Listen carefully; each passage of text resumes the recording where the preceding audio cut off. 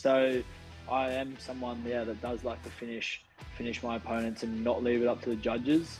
I remember the one, I think it was my pro debut, that was left up to the judges. I remember thinking to myself, like, I know I've done enough and I feel like I've definitely won this fight, but I was like, what if they like throw a spanner in the works or something, And that moment to me was like a reminder of like, we want to finish these fights. So I expect to finish and I'm going to get it. First of all, introducing our challenger. Out of the blue corner. He's going to step in and he does. It's all over. Let's bring on the boom. This is Eternal MMA.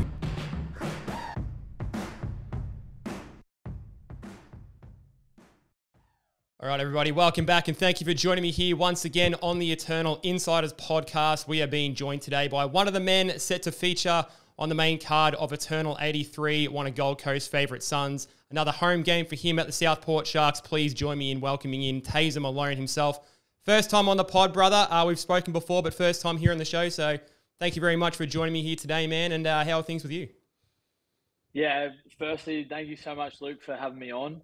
And very first time. So I'm looking forward to what we get into.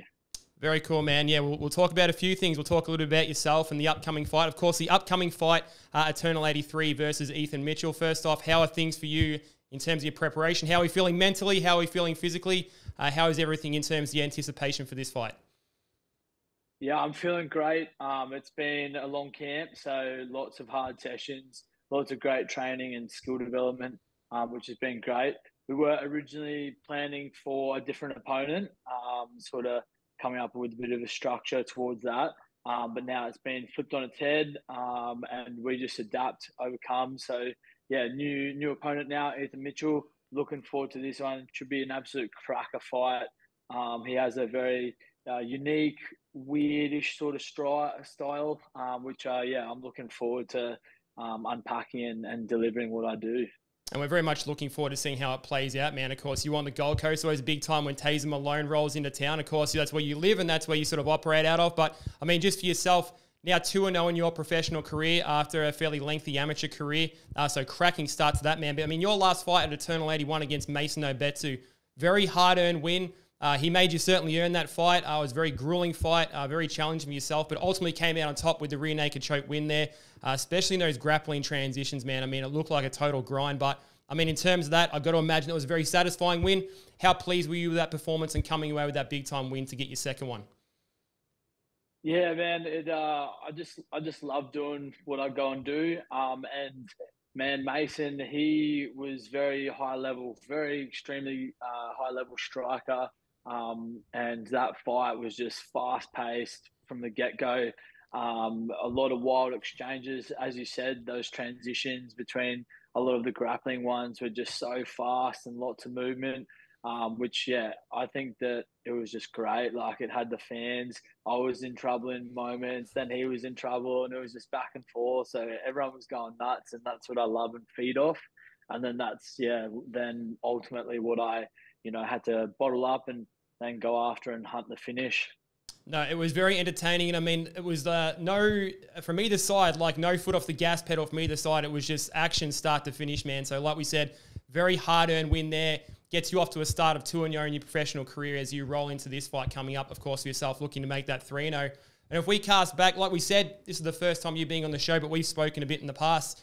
As far as you growing up, you actually started off playing AFL, and to my memory, you were getting paid a little bit as a sort of a senior professional, that sort of thing. That was a potential career opportunity for you before you transitioned into mixed martial arts. But safe to say, you're a very active kid growing up, a lot of sports, a lot of activities. So, this transition to martial arts is really an extension of just a very well-rounded athlete. Yeah, look, it definitely helped. I think because it originally started when I was younger, 5 years old, either riding a motorbike or playing soccer with my brother. And then I went and sort of started chasing soccer as had dreams to become a professional in that and chase that. And then it sort of switched as I got into those late teenage stages, started AFL, and I was just really hungry for it. I wanted to get drafted, so I was constantly working hard. doing a lot of the little 1%ers to give myself the best opportunity that I could to achieve that. But then, yeah, I think when I was about 18, 19, looking at a potential contract to get drafted or play with a high level AFL side in the reserves and whatnot, work your way up through that. It didn't happen, and it sort of shattered me a bit. And then I went back, and that's when I was playing senior footy at the local club at Broadbeach Cats, and I was getting paid a couple $100 for a win. As our team, all the players that are playing senior footy, I think that we all were getting money and whatnot.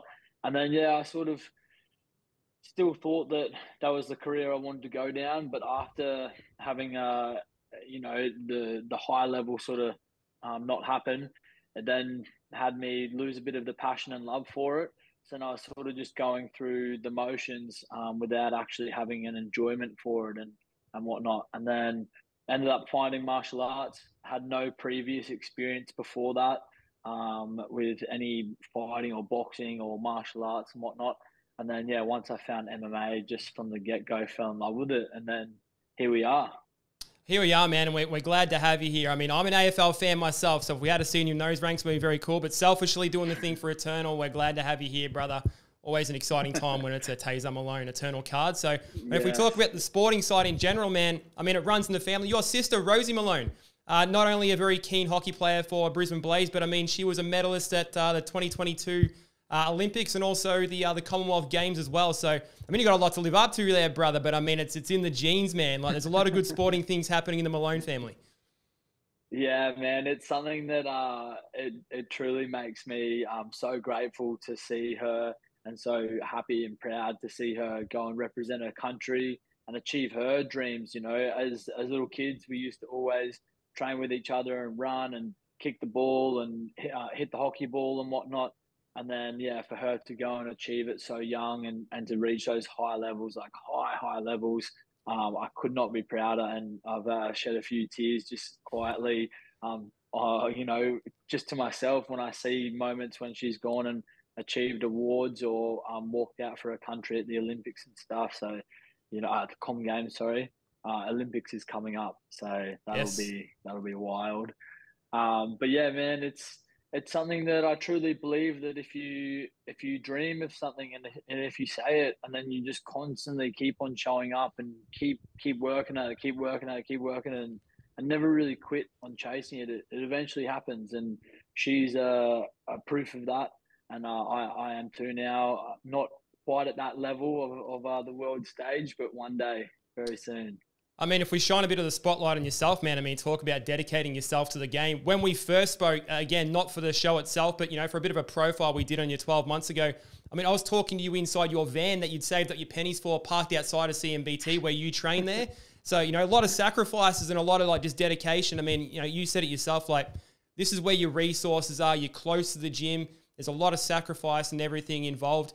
What's the sort of the situation these days? I mean, I'm talking to you inside a house at the moment. It's not inside the van, but I mean, it just sort of speaks to the kind of the level and dedication that you're putting towards this. I mean, the shape that you're in, the fantastic start that you've had your pro career, the extensive amateur career, you're all in on this game. 100%, man. Burn the boats. It's like something that from very young, I've always just had this voice in my head saying you go and achieve your dreams, go do what you want to do, chase your passions. And I want everyone to realize, or I want my message to be to other people to do the same. And if it means you have to, move out of a house or a rental that you were living in and everything was nice and comfortable and you were paying your bills and life was smooth and great, but I knew that I wasn't going to achieve it, or I wasn't giving myself the best foot forward to go and achieve those. So yeah, as you said, I then saved up my pennies, bought the van, was living out of that, and giving myself the most amount of time I could be training on the mats and upskilling and learning and growing. And man, before the van, there was even a point in my journey as an amateur. I was hungry for this and had to try and not rush things, but had to try and climb the ranks and grow as quick as possible. And I was fortunate enough to have a great coach at the time, Kerry Dunn, gave me an opportunity to sleep on the mats at the gym and, to work for my training fees and whatnot. And that was a blessing in itself, because that, as I said before, allowed me to do more sessions during the day. And I feel like that's really helped me catch up to all these other guys that I was competing against that had been doing martial arts for years and years. Mason Obetsu, my last opponent, for example, I think I came across a video of his, and he had been doing it since he was pretty much born, martial arts, and his grandfather was a trainer and taught him kung fu or karate or something, and for me to be coming up against these guys, I really have to give myself the best opportunity and the maximum amount of time I can to do that. So sacrifices, burn the boats, no plan Bs, all in. Obsessed with it is what I am. So I want to do that, and I will. I love it, brother. And I mean, it's a very important point that we make there, because I think to a lot of people, this is a normal thing for every single mixed martial artist. And I just have to highlight, it's not. And I'm not going to pretend to know what that spectrum's like in terms of how much you invest into the game.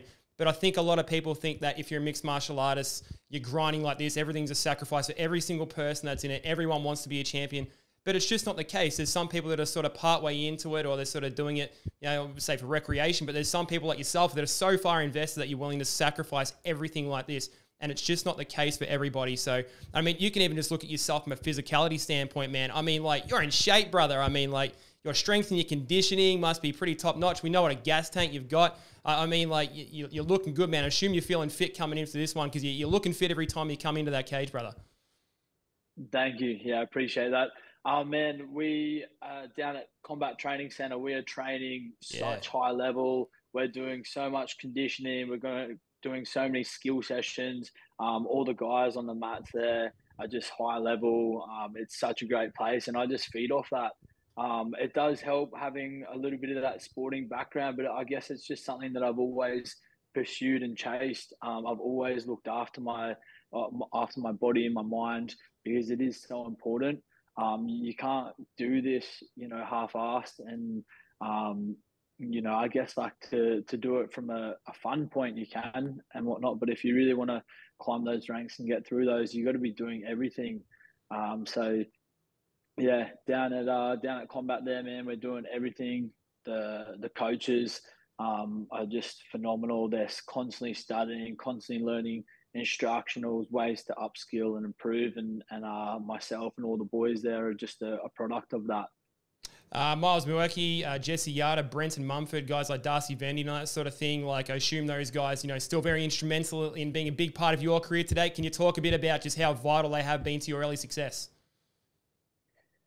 It's so big, so big. I'm very grateful. I pinch myself every day that such high level, such knowledge and skill is on the mats, and that I'm learning from every day. I actually look at Miles as a sensei. He's helped me in so many ways throughout this journey, and sort of shifted my mindset as well, because he's shown me that although sacrificing so much and doing it rough and hard and whatnot, that I sort of like, he's also shown me that, hey, you can do both. You can work hard, sacrifice all of these things and whatnot, but then you can also, look to ways to open up yourself as a brand and bring other people on board that can help you and that can, collectively as a team or a community grow a lot faster and achieve things quicker and better and whatnot.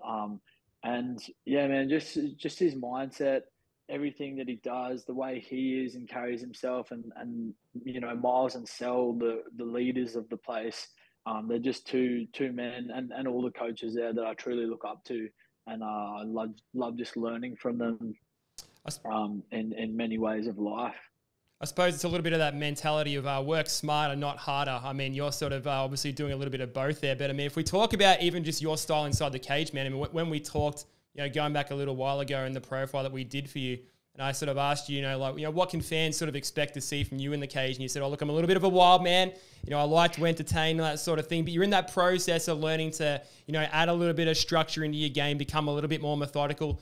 How do you think, at this point in your career now, there's a little bit more experience there? Do you find that you're starting to strike a bit of a balance with those two factors? Yeah, I guess it is a little bit like yin and yang. I love being wild. I find that that's like where the maximum amount of life is in many regards, whether it's climbing trees or flying around on a motorbike or spearfishing and, having sharks and stuff come around. But in regards to in the cage, I feel like sometimes being that wild, crazy energy is a great thing. And then as you've just touched on now as well, as we're moving into a stage where we can also be super professional, super calculated, learning so much in regards to the MMA game. And I feel like the yin and yang to have the both is what's going to make myself great. Well, we know how popular you are on the Gold Coast and everything, man. I mean, you fought so many times for Eternal. I believe you fought 11 times now, both as an amateur and a professional up until this point. So there's a lot of people familiar with you in your hometown and everything. But, for those people that will be tuning in for the first time, just in general, can you talk about what you think your biggest strengths are as a mixed martial artist, where the danger is for your opponents inside the cage? What is it you think are the biggest tools for you and your skill set? I feel like my mindset and my determination is something that just seeing it and learning it from my parents instilled that to me in a young age to just be determined and relentless. So I sort of have that same attitude where I won't stop coming until you stop me. And I feel like that's a big strength of mine and whatnot. And then I guess in regards to styles, I always have looked at MMA as, and I guess maybe having not a specific background before this for martial arts, i.e. like a boxing background or a kickboxing background. I came in at the start as an MMA athlete, learning it all from the get-go. And that's how I continue to look at this game. It's a complete circle. So I want to be dangerous anywhere the fight goes, and to take my opponent anywhere where I need to. Just on that, do you think that is a benefit? I mean, because we know that mixed martial arts, just as a sport, isn't very old. So a lot of the people, especially the older people, in this game have come from some kind of background.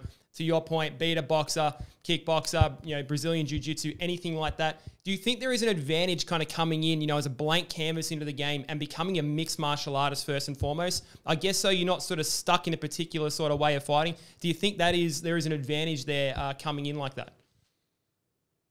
I don't know if advantage is the word, because there's a lot of things that having a background does give you, and that's that like confidence in combat sports that people would previously have. But I think that it's kind of like that old saying is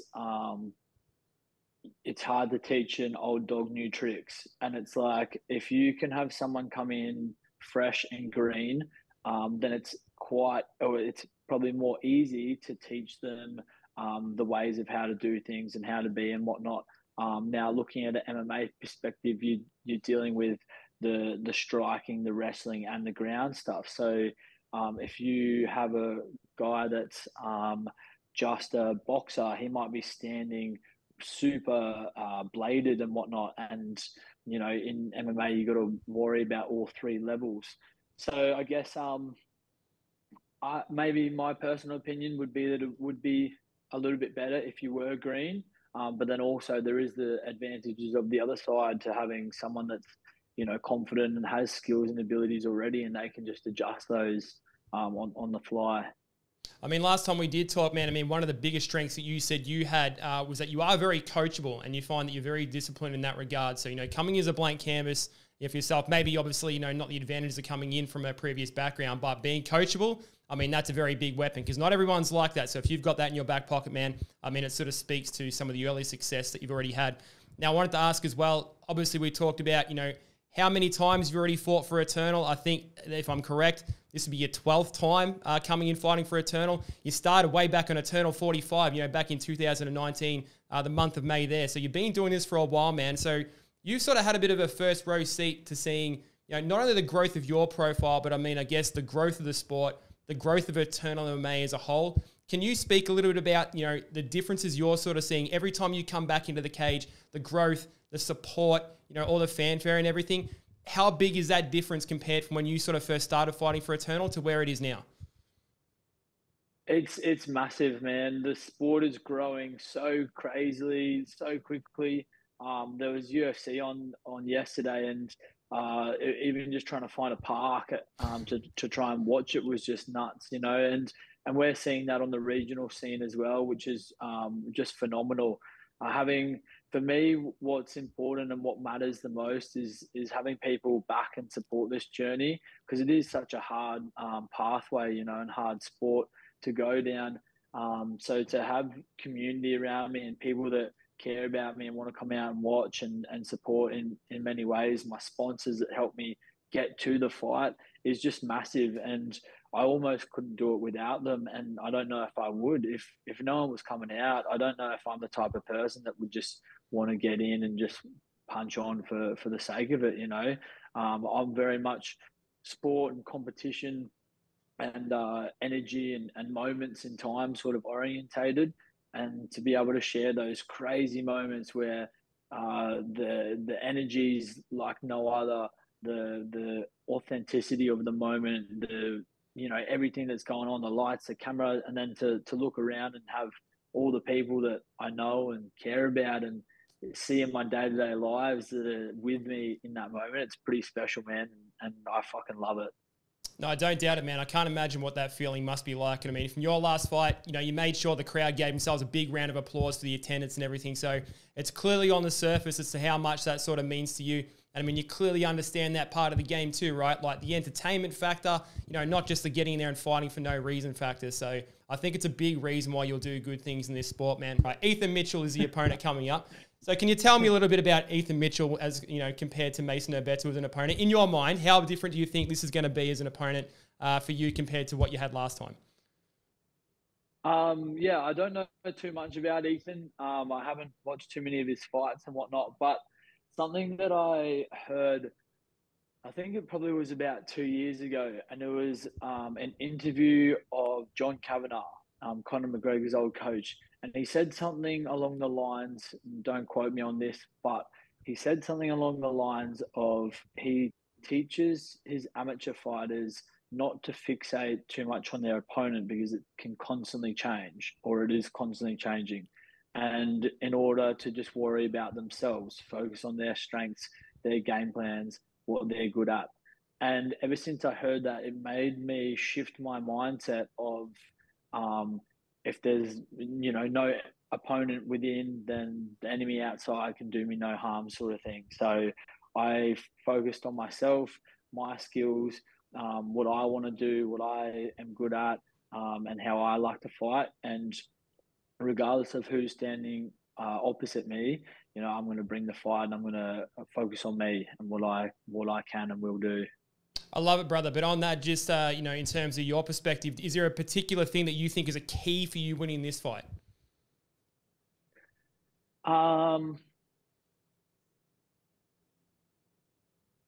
He has a interesting striking style. So just making sure that my defenses are all tight. And when I'm getting my shots off, that, I'm constantly first priority after that, making sure my defenses are back up. So, I think just being super disciplined with my skill sets and my defense and whatnot. So, I don't know if that answers that, but I don't want to give away too much either. So that's all right, man. I appreciate that people like to play their cards close to their chest. So, I was tempted to say, do you think there's a way that you sort of think that you're going to win the fight? But imagine you want to play that close to your chest as well. But is there a certain way you would like to get the job done? Not necessarily giving away the game plan, so to speak, but You know, you're sort of someone that likes to hunt the finish every time. Do you like to let the fight just sort of come for you? That sort of come to you? Like, what are you sort of feeling ahead of this one? Yeah, I was actually going to ask you. I'm not sure if you might have the stats on this, but I think pretty much all my wins have been from finishes. I think maybe there's only one that was a decision. So I am someone, that does like to finish my opponents and not leave it up to the judges. I remember the one, I think it was my pro debut that was left up to the judges. I remember thinking to myself, like, I know I've done enough and I feel like I've definitely won this fight, but I was like, what if they like throw a spanner in the works or something, And that moment to me was like a reminder of like, we want to finish these fights. So I expect to finish and I'm going to get it. Let's go and get it, brother. Yeah, looking at the record, I mean, right the way through the amateurs and everything as well. I mean, just finishes, submissions, KOs and everything. So, I mean, you're giving yourself a bit of a taste for that. You like to finish, and you're right, don't leave it in the hands of the judges, man, or at least make sure we get enough done there to make sure you come away with a decision win. I mean, as fans of the sport, we get to sort of reap the benefits and see what you bring to the cage from every perspective, man. So very much looking forward to this fight. Huge main card for Eternal 83. One last one before I let you go, man.